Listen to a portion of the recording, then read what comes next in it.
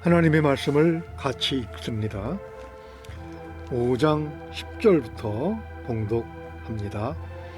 여호와께서 이르시되 그날에 이르러는 내가 네 군마를 네 가운데에서 멸절하며 네 병거를 부수며 내 땅의 성읍들을 멸하며 내 모든 견고한 성을 무너뜨릴 것이며 내가 또 복수를 내 손에서 끊으리니 내게 다시는 점쟁이가 없게 될 것이며 내가 네가 새긴 우상과 주상을 너희 가운데에서 멸절하리니 네가 내 손으로 만든 것을 다시는 섬기지 아니하리라.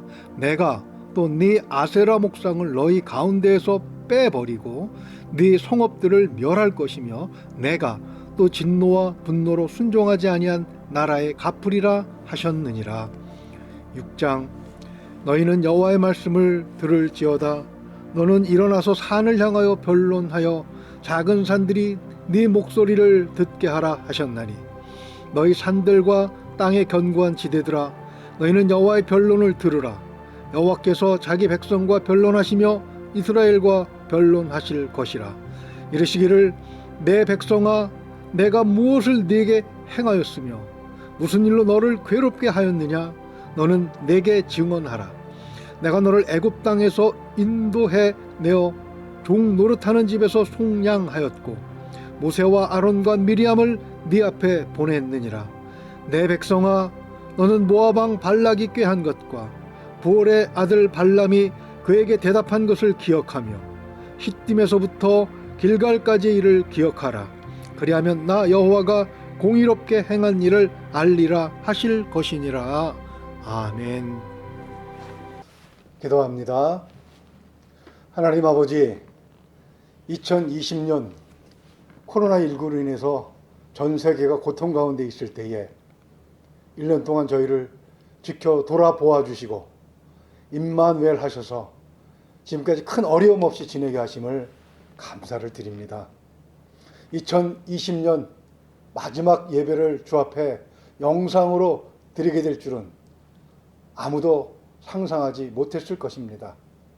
하나님, 그러나 하나님의 뜻 가운데 자연의 흐름이 또한 흘러가고 있을 줄로 믿사오니 역사 속에서 우리를 돌아보아 주시고 인도하시고 보호하시는 하나님의 그 사랑을 느끼며 감사한 마음으로 올 한 해를 마무리하게 하신 것을 정말 감사를 드립니다.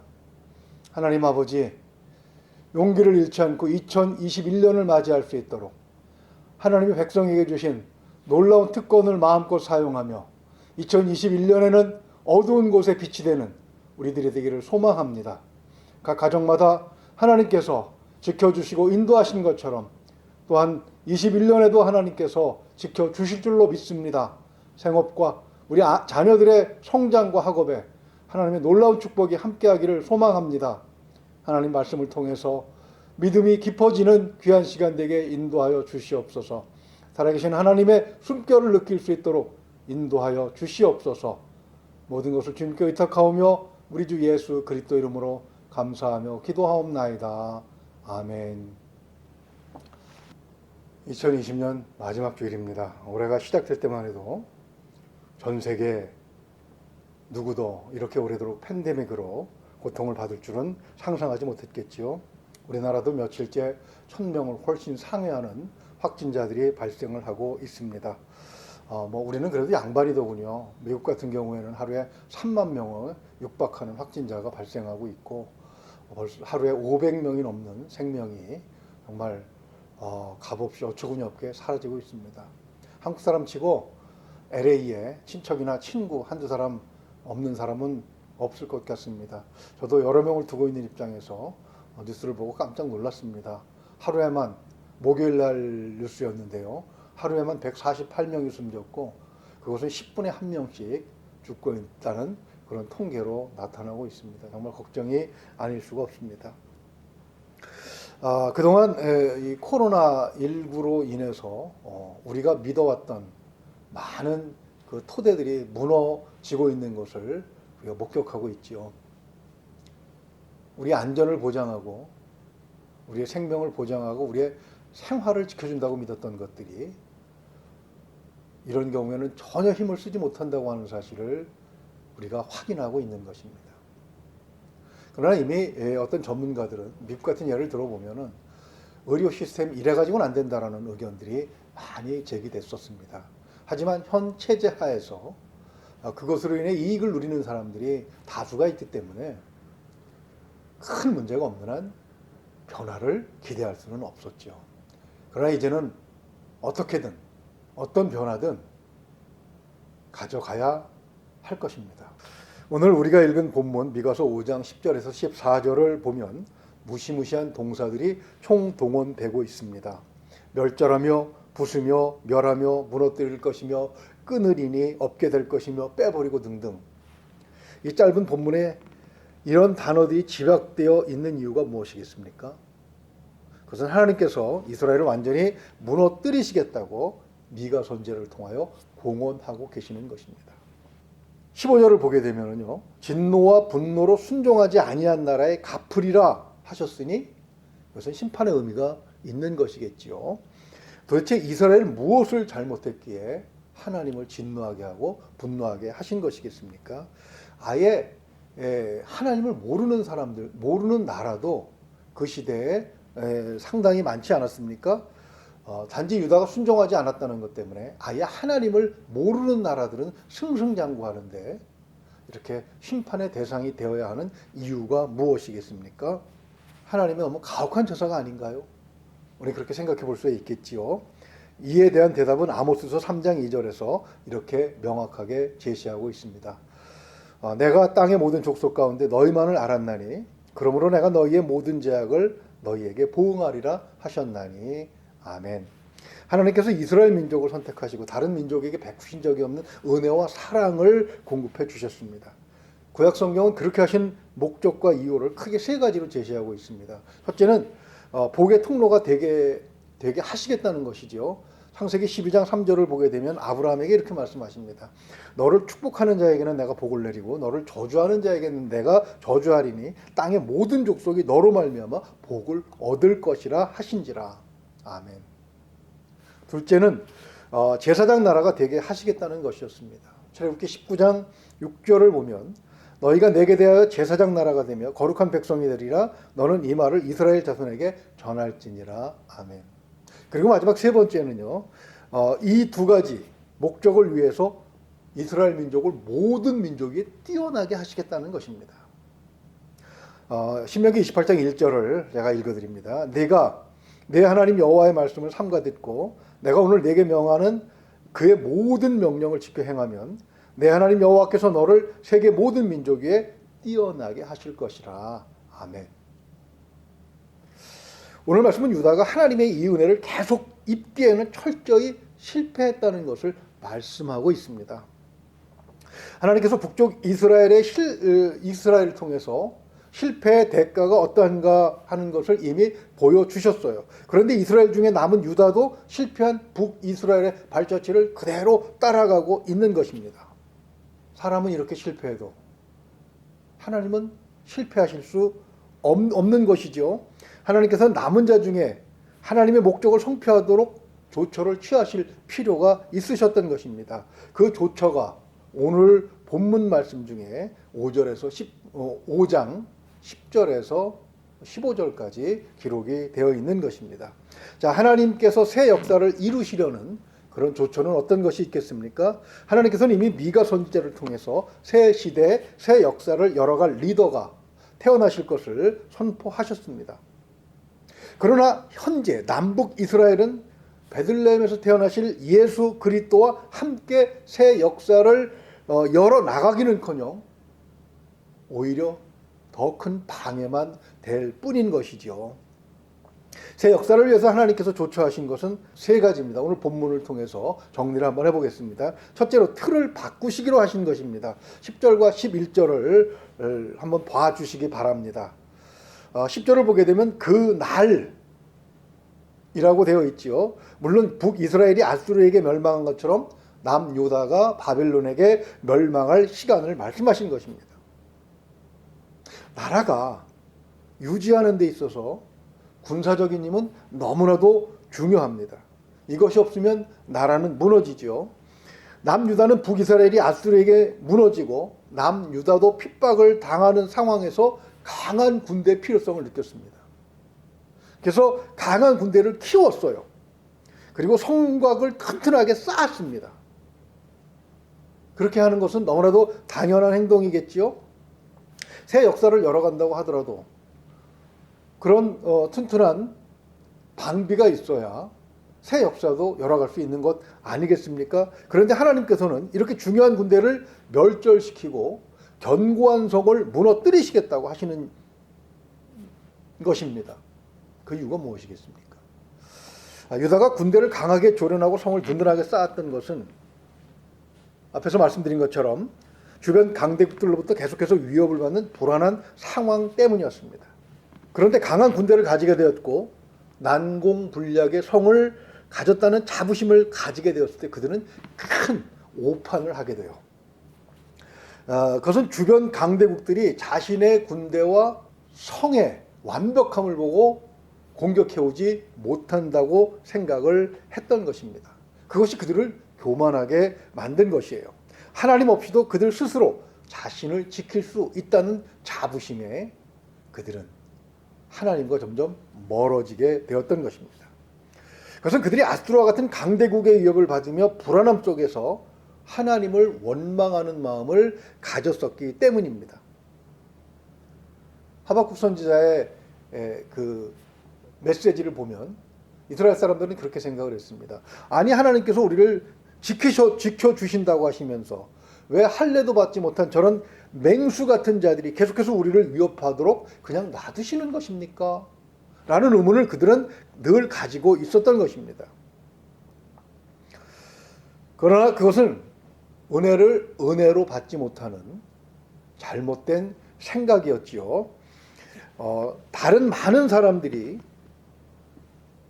이스라엘을 노리는 것은 이스라엘이 너무 좋은 것을 가지고 있었기 때문입니다.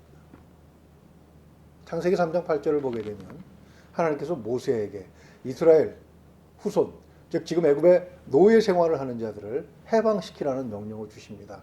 그러면서 그들에게 젖과 꿀이 흐르는 땅을 주시겠다고 약속하십니다. 지금 이스라엘이 가지고 있는 그리고 살아가고 있는 그 땅은 누구도 부러워하는 땅이에요. 그래서 탐을 내는 겁니다. 그러나 이스라엘은 그 좋은 것을 가지고 있으면서도 오히려 다른 사람들의 시선만, 그것을 빼앗으려고 하는 사람들의 시선 속에서 두려움과 공포와 위험만을 느끼고 있었던 것이죠. 그리고 지금까지 나라가 유지될 수 있었던 것은 하나님께서 그들을 지켜주셨기 때문이라는 사실도 기억하지 못했던 것입니다. 이스라엘이 아무리 강한 군대를 키웠다고 하더라도 아수르 같은 제국과는 비교할 수 없지요. 지도를 한번 좀 봐주십시오. 지도만 봐도 더 이상 설명할 필요가 없지요. 아수르뿐만 아니었습니다. 그들을 무너뜨린 바벨론 제국은, 즉 아수르를 무너뜨리고 탄생하는 바벨론 제국은 더 강하고요.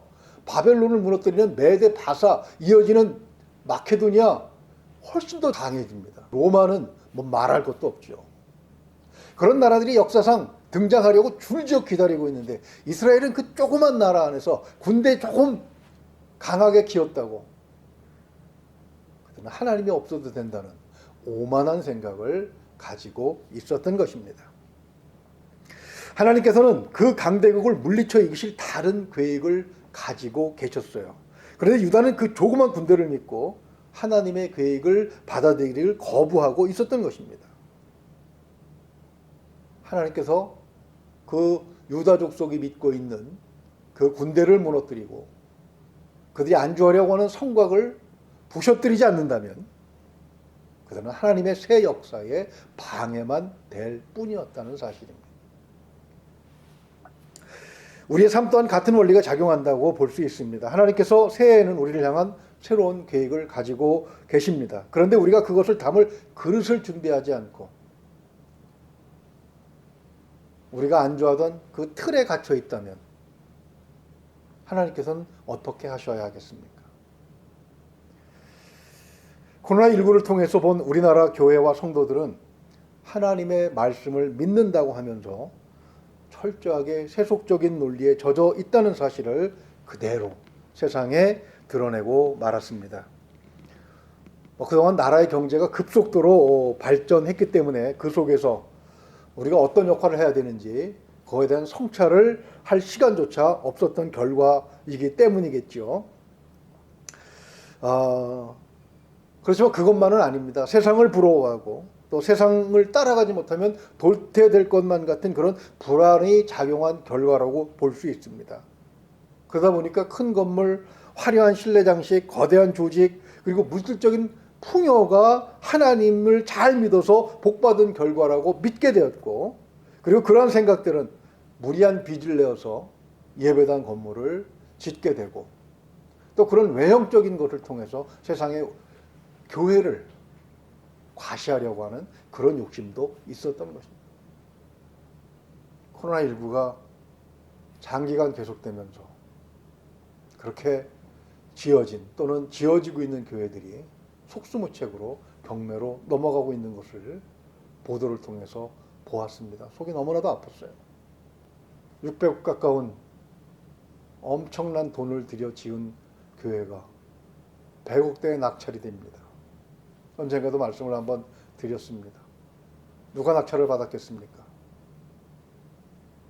그래도 목이 좋은 분당 같은 곳에 지은 교회는 경매가의 시중가의 70% 정도의 누군가가 낙찰을 받았더라고요. 참 답답하고 안타까운 일이 아닐 수 없습니다. 그동안 법을 어겨가면서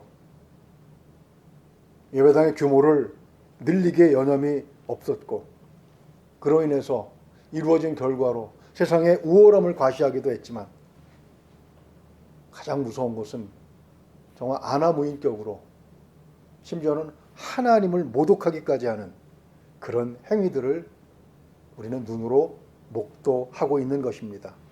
그것은 마치 하나님이 안 도와주셔도 우리가 얼마나 잘 나가는지 두고 보십시오 하는 것과 같은 교만의 극치였죠. 그러나 그것이 코로나19로부터 교회와 성도들을 보호하지 못한다는 사실이 그대로 드러나 버린 것입니다. 여기저기 집단 감염 소식이 들려오고 교회가 강제로 폐쇄되었다고 하는 수치스러운 소식을 들으면서 보면서 참 너무나도 안타까웠습니다. 이것은 마치 솔로몬이 금방패를 만들었는데 애굽이 그것을 다 가져가 버린 것과 같은, 성전에 온갖 금은보화로 채웠더니 바벨론이 수지 맞은 것과 같은 그런 결과만 지금 드러나고 있는 것입니다. 교회는 복의 통로가 되어야 합니다. 복의 창고가 되면 하나님은 그 창고의 벽을 허무실 수밖에 없다는 사실을 성경은 우리에게 가르쳐 주고 계십니다. 애굽에게 습격당하고 바벨론에게 무너질 수밖에 없다는 것이죠. 오늘 본문 말씀이 우리에게 가르쳐주는 두 번째는 변질된 신앙을 뜯어 고치기로 하셨다는 것입니다. 5장 12절과 13절 자막을 한번 좀 보시기 바랍니다. 하나님께서 제시하는 예루살렘 성전을 자랑하는 그들이 우상 숭배를 하고 있었다는 사실은 정말 충격적이고 놀라울 만한 일이 아닐 수 없습니다. 그렇지만 강한 군대를 동경하고 또 그것을 이루었다고 생각할 때 그들은 하나님 대신에 우상을 선택하는데 주저함이 없었습니다. 너무나도 그것은 자연스러운 결과였어요. 열왕기하 6장 10절을 봅니다. 아하스 왕이 아수르의 왕 디글랏 빌레셀을 만나러 다메섹에 갔다가 거기 있는 제단을 보고 아하스 왕이 그 제단의 모든 구조와 제도의 양식을 그려 제사장 우리아에게 보냈더니, 하나님 대신 강한 군대를 의지하게 되었을 때 그들의 눈은 자연스럽게 강대국의 모든 곳을 향해서 집중될 수밖에 없었습니다. 저들은 어떻게 해서 저런 강한 나라가 되었을까? 선망의 대상인 나라를 닮아가고자 하는 것은 자연스러운 그리고 본능적인 행동이라고 할 수가 있는 것이죠. 유다 왕 아하스는 당대 최강의 국가 아수르와 외교적인 관계를 맺고 아수르의 왕이 다메섹에 왔을 때에 그는 왕을 만나러 갑니다. 그리고 그곳에서 아수르의 왕이 그들의 우상에게 제사하는 그 모습을 보게 돼요. 그리고 거기에 감명을 받습니다. 아, 저래서 저들이 강해졌구나. 저래서 저들이 힘이 센 나라구나. 그래서 열심히 그립니다. 그들의 제단을 그리고 제사하는 절차를 열심히 적어서 사람을 통해 먼저 우리아에게 보냅니다. 그 제사장은 그것을 받았습니다. 그리고 그 왕의 명령에 따라 고스란히 우상의 제단을 예루살렘에 만들어 놓게 되는 것입니다. 다른 곳에 만드는 게 아니라 솔로몬이 세운 그 성전을 아수르가 섬기는 우상의 제단으로 바꿔버린 거예요. 하나님께서 성막을 주셨을 때는 거기에 영혼 구원의 많은 진리들을 담고 있는 것입니다. 그 모든 것을 해체시켜버린 것입니다. 그리고 아수르의 왕이 제사를 드리는 그 형식에 따라 그들은 우상을 섬기기 시작합니다. 윗물이 맑아야 아랫물이 맑죠. 위에서 우상 숭배의 문을 열어놓았는데 아래가 가만히 있겠습니까? 걷잡을 수 없는 많은 우상들이 들어왔습니다. 왜 하나님을 섬기던 나라가 우상 숭배에 그렇게 빨리 젖어들었을까요? 그리고 오래도록 우상 숭배를 벗어나지 못했을까요? 그것은 우상 숭배가 좋은 점이 있기 때문입니다. 좋은 점이라고 하면 좀 그렇지만 하나님을 섬길 때는 하나님께서는 꼭 책임을 물으시는 그런 경향이 있으십니다. 율법 자체가 그렇습니다. 높은 자리에 있는 자들은 높은 자리를 하나님께서 주신 것만큼 그에 대한 책임을 져야 됩니다. 많은 것을 가진 자들은 많은 것을 가진 만큼 그 사회에 없는 사람들을 돌보도록 하는 것, 그것이 율법의 핵심인 것이죠. 왕이라고 해서 함부로 할 수 없었습니다. 이스라엘의 가장 악한 왕 중에 하나인 아합 왕은 일반 백성인 귀족도 아닙니다. 관리도 아닙니다. 나봇의 포도원이 탐이 났어요. 그런데 하나님의 율법이 그래도 형식이나마 살아있었기 때문에 그것을 강제로 취할 수는 없었습니다. 그의 아내가 음모를 꾸며서 나봇을 죽이고 그 포도원을 강탈하지요. 그럴 때 하나님은 엘리야 선지자를 통해서 이렇게 말씀하게 하세요. 열왕기상 21장 21절입니다. 여호와의 말씀이 내가 재앙을 내게 내려 너를 쓸어버리되 내게 속한 남자는 이스라엘 가운데 매인자나 노인자를 다 멸할 것이요. 성경은 왕에게 절대적인 권력을 주지 않습니다. 성경은 왕에게 하나님의 백성을 관리하는, 돌보는 청지기적 사명이 있다고 말씀하고 계시는 거예요. 그러니 이 하나님의 말씀을 내려놓고 우상 숭배를 받아들이는 건 너무나도 자연스럽죠. 왜 그렇습니까? 우상 숭배는 책임을 묻지 않기 때문에 그렇습니다. 선거 때가 되면 강남 점쟁이들이 차려놓은 업소에 문턱에 불이 난다고 합니다. 어느 정도 부를 챙기고 사회적 지위를 얻은 사람들이 정치에 입문하려고 돈을 바리바리 싸들고 점쟁이들, 용하다는 점쟁이들을 찾아 다닌다는 것이죠. 점쟁이는 어느 당에 가야 할지, 또 어느 지역구에 출마를 해야 할지, 당선이 될지 안 될지를 점쳐주고 꼭 당선이 되게 해달라는 사람에게 부적을 써주기도 한답니다. 그러나 그들이 안 하는 것이 한 가지 있습니다. 그것은 당신이 그 부를 가지고 그 사회적 지위를 가지고 그렇게 해서는 안 됩니다. 당신이 그런 마음과 그런 자세라면 정치하지 마십시오. 당신이 높은 자리에 올라가면 많은 사람들이 고통을 겪습니다. 그런 얘기는 점쟁이가 하지 않습니다. 성경은 그러나 그 얘기를 하시는 거예요. 그러니까 하나님의 말씀이 좋겠습니까? 우상의 제사가 재밌겠습니까? 여호와의 신앙이 그렇게 변질된 것은 정치뿐만이 아니었습니다. 제사장과 선지자도 마찬가지였어요. 우리가 이미 살펴본 미가서 3장 11절을 다시 한번 제가 읽어드리겠습니다. 그들의 우두머리들은 뇌물을 위하여 재판하며 그들의 제사장은 싹을 위하여 교훈하며 그들의 선지자는 돈을 위하여 점을 치면서도 여호와를 의뢰하여 이르기를 여호와께서 우리 중에 계시지 아니하냐 재앙이 우리에게 임하지 아니하리라 하는도다. 거짓말이죠. 이렇게 변질된 신앙으로는 하나님의 새 역사에 동참은커녕 맛도 볼 수 없을 뿐만 아니라 오히려 저항을 하게 되고 장애로 역할하게 되는 것이겠죠. 교회는 세상을 향해서 제사장으로 세움을 받은 모임입니다. 어떻게 사는 것이 하나님의 뜻인가를 삶으로 보여주는 제사장 역할을 하는 것. 말로 가르치고 글로 가르치는 것이 아니라 삶의 모습으로 세상을 교훈하는 것. 그것이 교회와 성도들에게 주신 하나님의 역할입니다. 우리에게 복을 주신다면 그 역할을 하도록 부탁을 하시는 것이죠. 그 책임을 잃어버리게 되면 하나님께서는 주신 복을 거두어 가실 수밖에 없는 것입니다. 그것이 구약성경의 일관된 주장입니다. 하나님께서 새 역사를 이루어 가시기 위해서 하나님의 백성 이스라엘에게 행하실 세 번째는 하나님 대신 택한 즐거움을 뽑아버리시기로 하셨다는 것입니다. 14절 한번 보십시오. 이스라엘이 섬기던 우상은 다양했습니다. 바알, 아스다롯, 다곤, 금옵수 등등 성경에 자주 등장하는 이름들이죠. 그런데 13절에서는 이것들을 그냥 새긴 우상과 주상으로 뭉뚱그려서 말씀하고 있습니다. 그런데 14절에서는 특이하게도 아세라의 이름이 거론되고 있네요. 뿐만 아니라 아세라를 만들던, 아세라를 새기던 재료, 그것이 목재라는 것도 친절하게 언급을 하고 계십니다. 왜 아세라만 특별 대접을 하시는 것일까요? 고고학적 발굴을 통해서 드러난 그 모습을 보시면 바로 이해가 되실 것입니다. 그전에도 한번 제가 보여드린 적이 있는데요.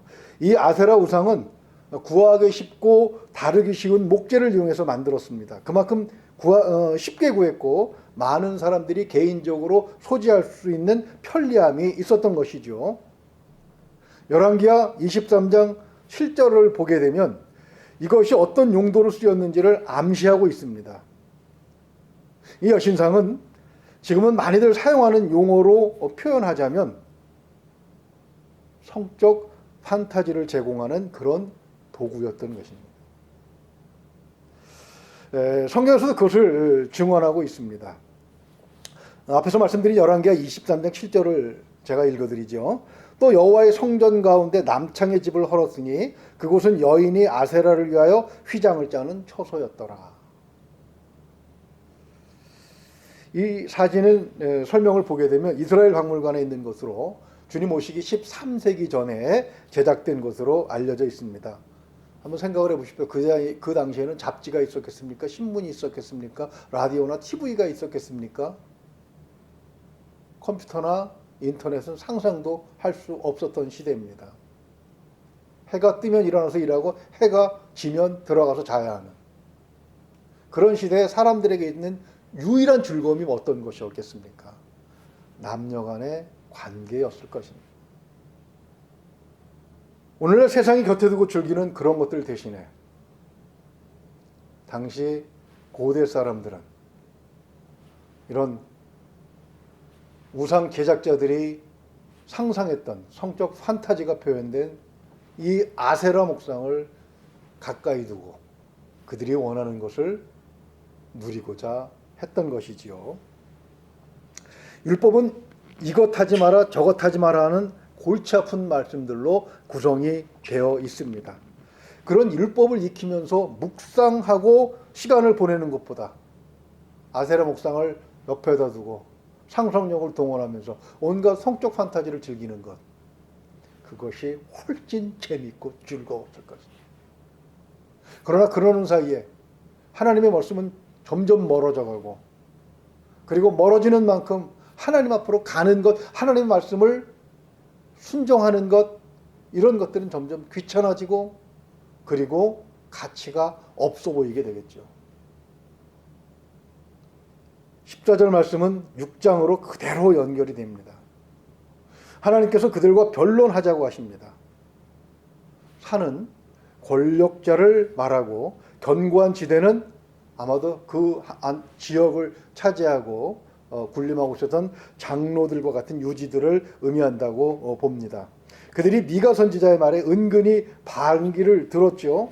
아니, 남에게 피해를 주는 것도 아니고 그저 눈으로 은근히 즐기는 것뿐인데 그게 그렇게 큰 잘못입니까? 그리고 아마 뒤에서 쑥덕거렸을 게 틀림없습니다. 그래서 하나님이 오늘 본문 말씀을 보게 되면 공개적으로 토론하자고 말씀하시는 거예요. 3절을 보면은요, 이르시기를 내 백성아 내가 무엇을 내게 행하였으며 무슨 일로 너를 괴롭게 하였느냐 너는 내게 증언하라. 율법이 그들에게 괴로움을 주기 위해서 하나님께서 내려주신 것은 아니라는 그런 말씀입니다. 그러면서 하나님께서는 율법을 주신 이유와 그 목적에 대해서 이렇게 말씀하시죠.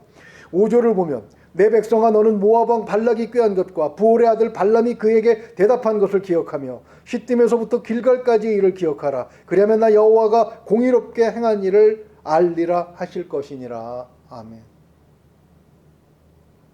하나님께서는 이스라엘 백성에게 베푸신 은혜가 어떤 것이었는지를 생각해 보라고 하시는 것입니다. 그들은 애굽의 노예였어요. 노예였던 자들이 바로 가나안 땅에 들어서 주인은 될 수 없었습니다. 그들은 책임을 져본 적도 없고 그리고 많은 인원들을 관리해 본 적도 없습니다. 그들은 그냥 시키는 일만 하면 되고 밥 주면 먹고 그리고 해가 지면 자고 주인이 때리면 맞고 주인이 쓰다듬어 주면 웃으면 되는 그런 존재들이었습니다. 그들에게 바로 나라를 주시기 위해서 하나님께서는 어떻게 하셨습니까? 40년 동안 그들을 먹이시고 입히시고 보호하시고 그렇게 훈련을 시키셔서 이제 가나안 땅에 들어오기 직전 바로 그것이 시딤입니다. 시딤에서 어떤 일이 일어났습니까? 민수기 25장을 보게 되면 이 이스라엘이 가나안 땅으로 들어가는 것을 정말 싫어하던 부족이 하나 있었어요. 모압이라는 나라입니다. 저 이스라엘이 들어가서 강대해지면 우리가 위험하겠다라고 생각을 하고 그들을 막기 위해서 타락한 선지자 발람을 불러다가 돈을 주고 이스라엘을 저주하게 하죠.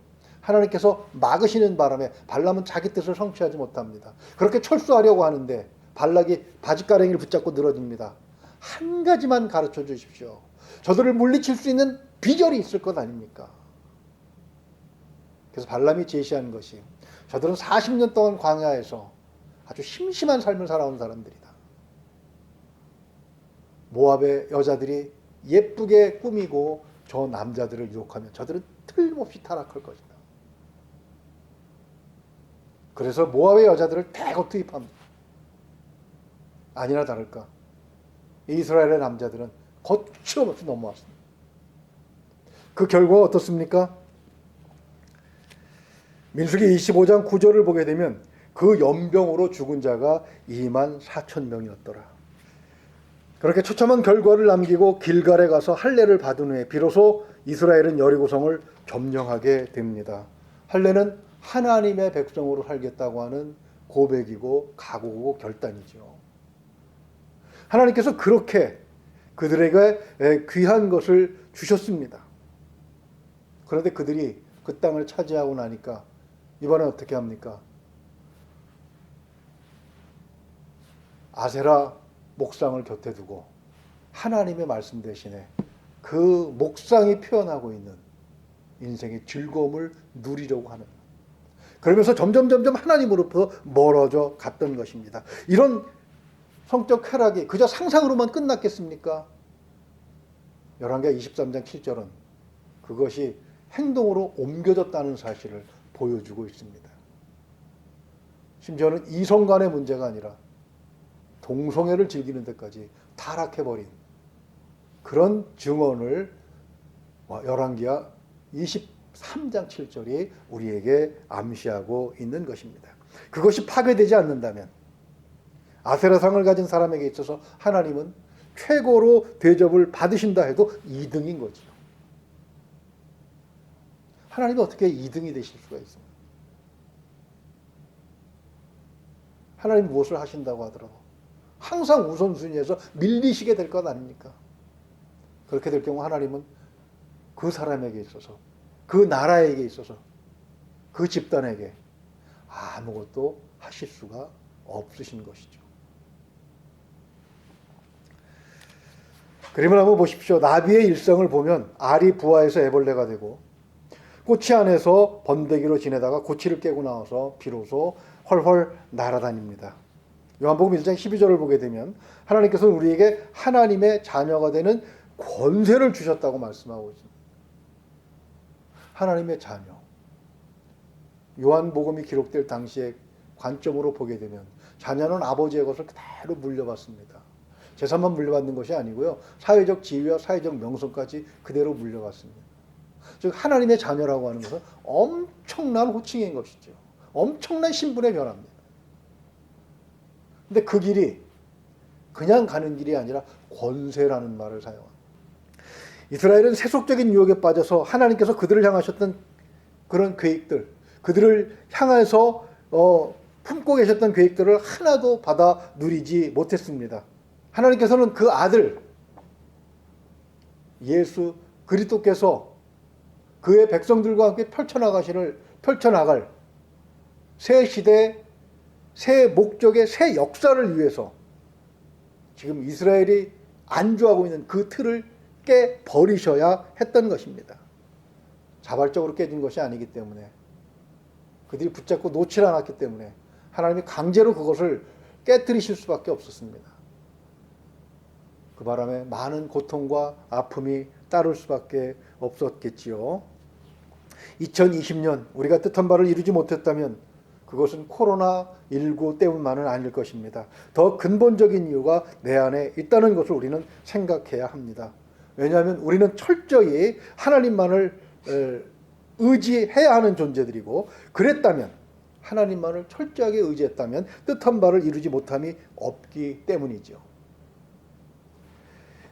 오히려 더 높은 이상을 바라보며 씩씩하게 걸어왔을 것이고, 겁없이 2021년의 문을 활짝 열어젖히고 씩씩하게 걸어 들어갈 수 있을 것입니다. 우리는 스스로 생각해야 합니다. 오늘 본문에 따라 세 가지를 점검을 하고, 그리고 2020년을 보내고 2021년을 맞이해야 되는 것이죠. 첫째가 하나님 대신에 의지하는 것이 있는지, 있다면 빨리 깨뜨려야 하는 것입니다. 둘째는 하나님 대용으로 선택한 것이 있는지, 하나님 말씀보다 더 귀하게 여기는 것이 있다면 얼른 내려놓아야 될 줄로 믿습니다. 세 번째는 하나님 말씀보다 더 즐기던 것이 있다면 속히 내던져야 한다는 것입니다. 이 틀이 깨어질 때 하나님께서는 우리를 향하여 가지신 새 역사를 거침없이 우리를 향해서 베풀어 주실 것입니다.